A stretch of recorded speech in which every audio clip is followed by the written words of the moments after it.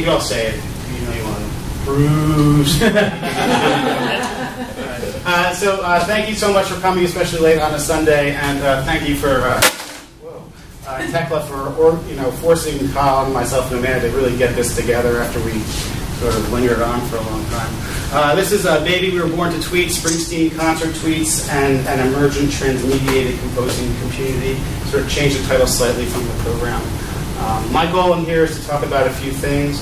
First, to discuss the study and how I set it up, and then also discuss certain findings that I have, and also to think a little bit about how we might be able to bring Twitter-based studies into the classroom, fan-based studies. A while back, there used to be something called Twapper Keeper, which was created by John O'Brien. And he had this stored on his own server, or a server that he was using, and eventually it became too much work for him, and he disbanded that. But he created something called Your Twapper Keeper, which allows you to archive tweets on a server that you set up, either your own or his instructions ask you to use rack space, and it costs about a monthly fee. And I want to learn how to do this, so I started archiving Springsteen tweets basically on a whim, all tweets that use the word Springsteen, just to see if I could get this set up, so if I could see if it would be something that would be useful for my students to use. And that was back in February of 2012, and since then I've archived 1.89 million Springsteen tweets. There's a lot of tweeting going on about Springsteen. Twapper Keeper is quite nice. It's got a very easy interface. The setup instructions are pretty easy to get through, and you can do searches, basic searches through it. And you can download HTML version, RSS version, Excel, simple table, and JSON API. And what's very nice about this is for people who don't know advanced programming languages like myself, you can use this as an option for archiving. Another one that you might be familiar with, just basically from reading the Twitter feeds for the conference, is Morton Hawksey's Tags 5.0, that stands for Twitter Archive Google Spreadsheet, and this imports tweets into a Google spreadsheet for you, and he's got all sorts of nice graphics that can go along with it. You can do fun visualizations where you can see the community. This is great for small archives, like this is an archive for Bruce and Oz when he was down in Australia earlier this year, but it has a limit to the amount that can go in there. So for example, if I did a search archive Springsteen tweets in here, after a day I would have reached that limit. So the Twapper Keeper is good for you using quite a bit of data. But regardless of which one you're using, if you're using the sort of Excel or Google Docs version, you're confronted with a significant amount of data. Right? You basically have a spreadsheet that looks like this, and you can download them by the day, or certain days, or multiple days, or by search terms. You can do that, but you really have to be able to figure out how to get a handle on what is going on in here. Even very basic things like the time. The time is based on Unix time, so if you were looking to search within a specific time period, you have to learn how to convert that to real time, so that you're able to actually go through your tweets. And that just takes a little bit of searching, and if you want to do that, I can send you the formula for that. I found that online. But you really need to be able to get a handle on what you have in front of you. So, and you never really know what you're going to find when you have an open-ended community with like the word Springsteen, just that word Springsteen. If you're searching like the CWCon hashtag, there's only a limited amount of people who are using that. Or if you're doing this for like a class hashtag that you have, you know pretty much that not many other people are going to be using that. But with Springsteen, we do get the typical ones, that you sort of expect. Oh my God, I got amazing. He's freaking out. Bruce Springsteen, here we come. At the Springsteen comp with my friends with the TwitPics. And then there are those few people who hate Bruce Springsteen, who feel the need to share that with the world. And we'll figure out what to do with those people. But you also get things like replaying Springsteen over and over and over again just because it's such a good song by Eric Church. Now, I had never heard of this song by Eric Church when I started archiving it, but in February, around that time in 2012 is when this song started hitting the charts, and it just went skyrocketing up until June, and there are thousands of these tweets in there. So these are, while they're interesting in and of themselves for that fan community, and there's like a disruption going on between the two communities themselves, which I think is fascinating, they're not all that useful for me. And then people, when they hit 1,985 tweets, they tend to quote the 1980 Bowling for Soup song, 1985, Springsteen, Madonna, Way Before Nirvana, U2 and Blondie, so 1980. So there's a lot of this other stuff that you need to be able to filter through. So for my purposes, I was interested in looking at concert tweets, tweets that were written before, during, and after the concert. And I chose this because there's a book-length study of Springsteen fans published in 1999 by Oxford University Press that looks at concert tweets, Springsteen concert fans. It's a sort of an ethnography. And so I needed to go through, I chose the April 4th concert at East Rutherford, New Jersey, and the start time was 8:23, end time was 11 o'clock. And my corpus then was between 5 p.m. that April 4th and 9 a.m. the next day. So I had to go through and filter out those tweets. Now, from April 4th to April 5th, there were 14,000 tweets that I had to go through. One of the problems with having so many tweets is these files are extremely large, and my iMac has a lot of trouble with them. Even if I stop everything else from going on, for some of the larger ones that have like 25,000, I have to let it process overnight in order for it to open up. So that's something to get used to. So we filtered it. I filtered it down. My research students and I to 4,000 total tweets from 3,400 unique accounts. 2,900 of those 4,000 tweets were about Springsteen, and 700 of those or so were concert related.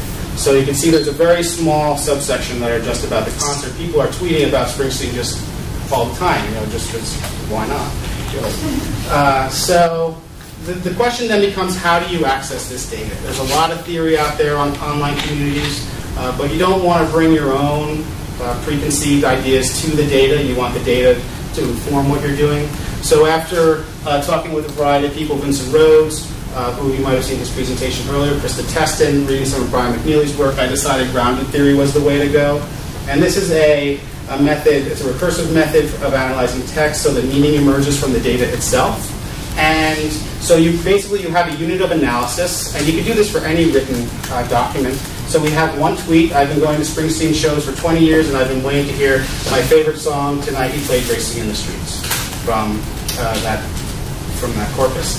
So I thought I was open coding, and I would sort of note down the kinds of things that I was seeing. I saw in that reply, and that Springsteen, a song title, a post-concert tweet, and then I came up with a list of 48 categories of things that were going on. And then I realized that this is not grounded theory.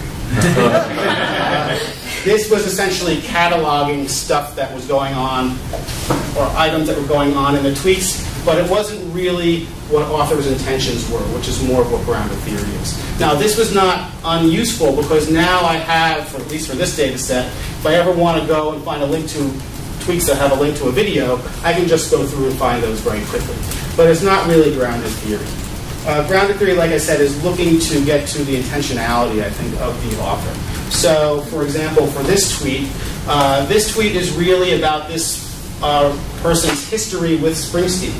So I broke the coding down to primary and secondary codes. So the primary code for this one, I think, is historicizing. They're historicizing their own relationship with Springsteen through this concert here, through the 20 years and so on. They're also notifying with this at Springsteen. Now, Springsteen is not on Twitter himself. The Springsteen account is run by an intern for Sony. Not very well, I might add. Doesn't tweet all that often. But there's no reason why this person would actually think that Springsteen was getting this tweet. Right? It's kind of using it like a hashtag. So it's not really a reply, it's sort of a notification. Hey, this is sort of mentioning you. Intertextuality, I think, is going on in here. Intertextuality, you'll recall, is when, in order to understand fully one text, you have to understand the text that inform it. So here, "Racing in the Street" is where the intertextuality is taking place. This isn't just that this person was unlucky for 20 years. Springsteen, up until this tour, really played that song very rarely. So in order to understand the weight of this tweet, you have to understand the history of Springsteen's use of playing of "Racing in the Street" to really understand what is going on in here. And then perpetuating. And this is, Springsteen has a mythology surrounding him. He plays for 4 hours. He's 65 years old, and he crowd surfs and chugs beers in the audience, right? When you go to the concert, you're going to have some sort of emotional release that is going to connect you to him, that's going to be extraordinarily powerful.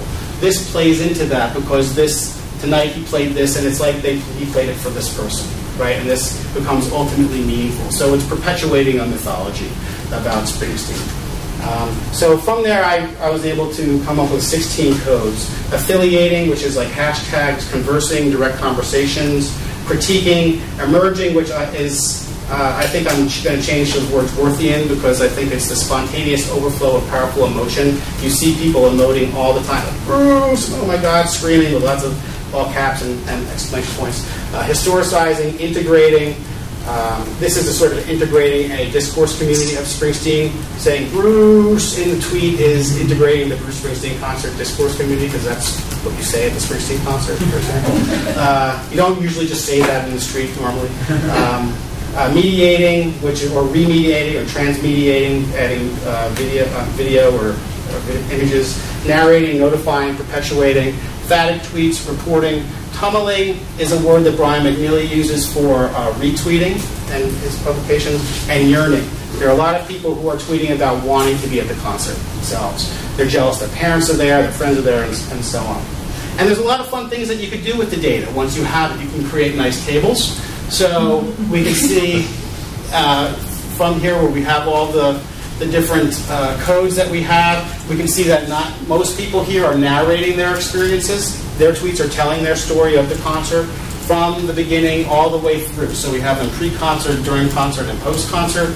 We'll see that 143 or 20% are mediating their tweets. So there are twit pics or videos, and that is not a primary goal of these. It's sort of they're telling their story, and that twit pic is helping them tell that particular story. 123% of people are retweeting or facilitating a kind of conversation.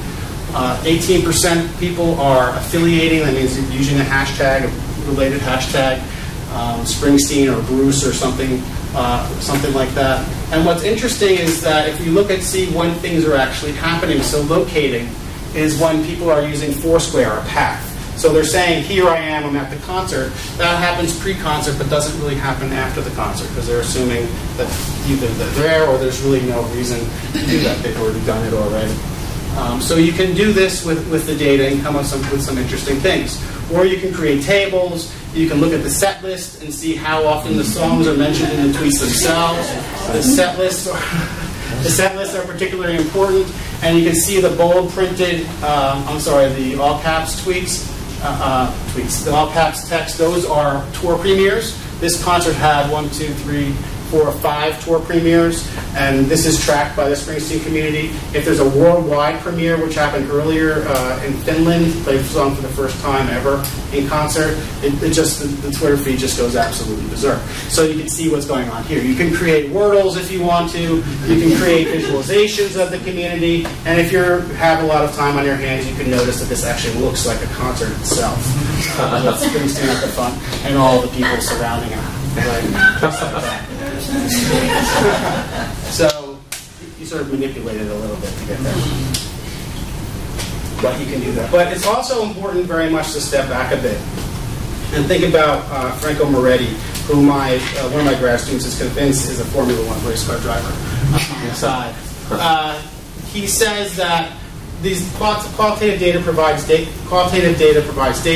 obviously, but not interpretation.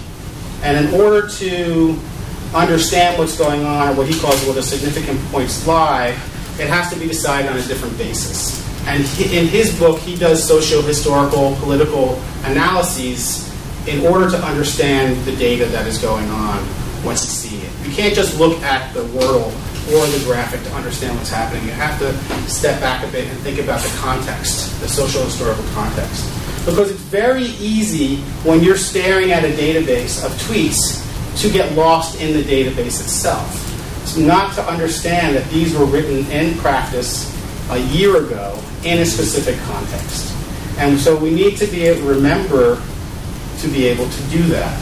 And what that does is it allows us to see these as part of a larger group of texts. You can think about it in terms of all the CDs and records that were out there, or you then really have to start digging deeper.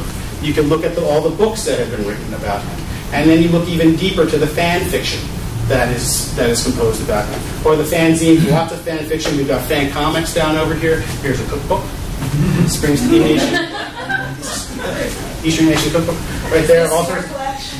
I'm sorry? This is your collection. This is my collection. And you know what's interesting about this is that I had this before I started this study. But this study necessitated the purchase of this, right, in order to understand it. And then to get these to sort of see what the history of Springsteen fan writings are.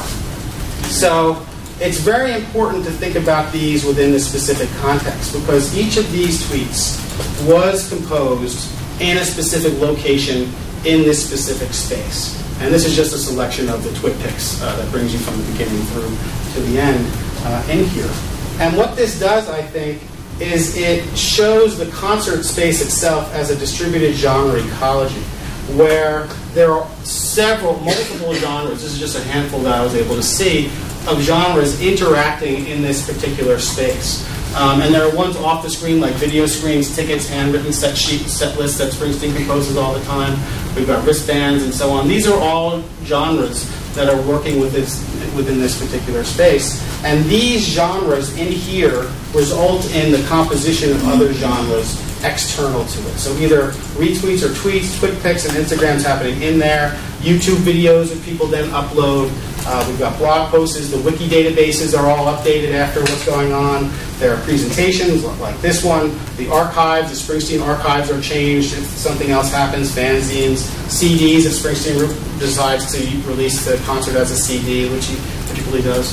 And these then inform what happens in the concert next, because the fans know about this, and they go back and they use this knowledge to understand what is taking place in there. And so what I'm speculating, and again this is just from one case study here, is concert tweets exist within an ecology of composition. This is a term that Peg Syverson coined in her book, The Wealth of Reality, Ecologies of Composition, which she gets from complex adaptive systems. And she says that ecology of compositions exhibit distribution, emergence, embodiment, and inaction. And so if we want to see that happening, we can see this. So Springsteen he writes his set list outside of the concert, and a fan with a sign composes that sign. And Springsteen takes sign requests. So they go inside the concert. The fan just happens to get lucky and get a lottery ticket that will get him or her to the front of the stage, where Springsteen actually grabbed that, which is all really based on chance of getting the tickets themselves, and then the lottery getting that way. Springsteen sees the sign, takes the sign, the fan goes nuts, right? Springsteen alters the set list, tells the band we're changing the order of what's happening. The fan is still going nuts. Springsteen sings the song, someone tweets the set list change, which then results in an action elsewhere. So the writings here are emerging from the activities that are happening in the concert itself. And we see this all the time in the concerts and in the tweets. So the question becomes, are tweets just individual or individualistic utterances, which people often call them, or I think more aptly they are nuanced writings that exist within distributed and transmediated ecologies of composition, genres, and artifacts. And because we need to be able to understand the social context and the genre context and the artifactual context of the tweets in order to fully understand what is happening in those tweets themselves. They don't have full understanding on their own. And this is all the intertextuality and perpetuation that we see going on there. So what it seems to me is that a study of community-based tweets is a study of the history of the community itself, including their spaces, texts, and artifacts.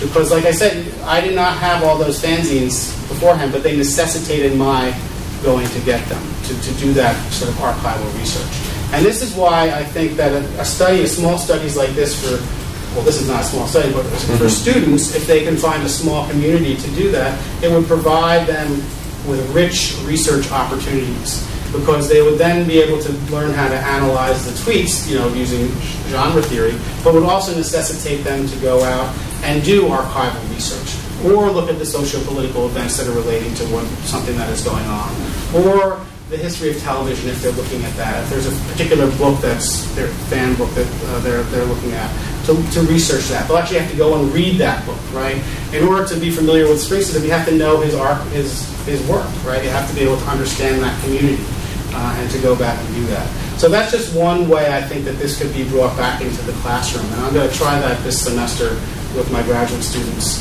to have them do small Twitter-based studies to see what they're able to uncover with that. And I'm pretty sure that I'm out of time, so thank you very much.